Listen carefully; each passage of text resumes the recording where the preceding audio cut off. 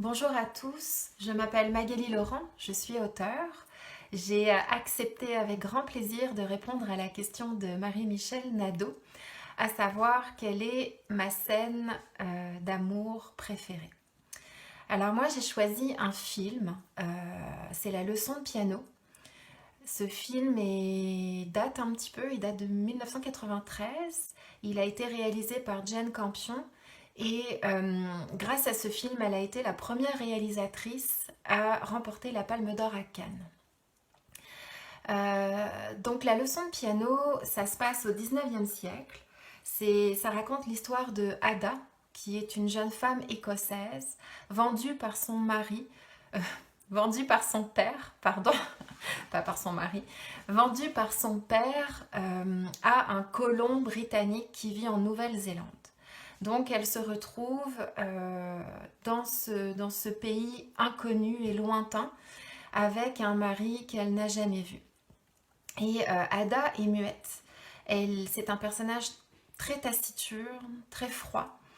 Et le piano est sa grande passion. C'est par le piano qu'elle arrive à s'exprimer, finalement, à exprimer ses émotions.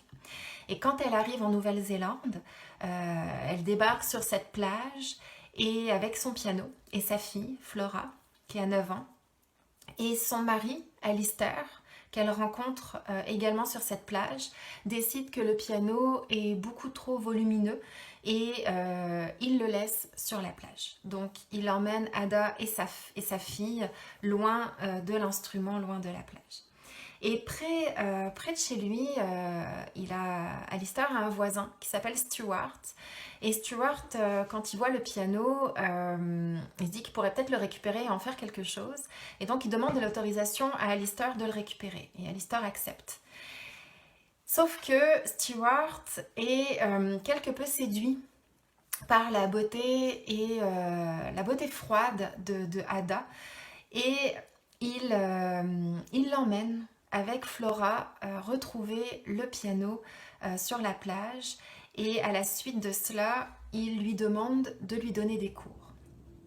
Bien entendu, ces cours ne sont pas gratuits. Il y a un prix à payer pour Ada, c'est-à-dire qu'à chaque note, elle doit acquiescer à une demande de Stewart. Et peu à peu, Stewart se montre de plus en plus entreprenant avec elle et Ada se surprend à apprécier la volupté de leur relation et elle accepte et elle apprécie sa soudaine et sa nouvelle sensualité en quelque sorte. Et peu à peu, bien entendu, les deux vont tomber amoureux. Et bon, voilà, je n'irai pas plus loin parce que si je vais plus loin dans l'histoire, je vais vous dévoiler des punchs. Donc pour ceux qui ne le connaîtraient pas, je préfère m'arrêter là. Mais ce qui me plaît vraiment dans ce film, au-delà de cette histoire d'amour qui est très belle, au-delà de l'aspect très sombre aussi de ce film, parce que l'environnement est presque hostile, le climat est gris, il pleut tout le temps, les personnages évoluent constamment dans la boue, les décors sont presque étouffants, et on a un élément lumineux dans ce film-là, et c'est la musique. La musique qui est juste extraordinaire. Si vous ne connaissez pas la bande-son de ce film, je vous invite à la découvrir. Tout est joué au piano. Et bien entendu, cette musique, c'est l'âme d'Ada. C'est sa façon de s'exprimer.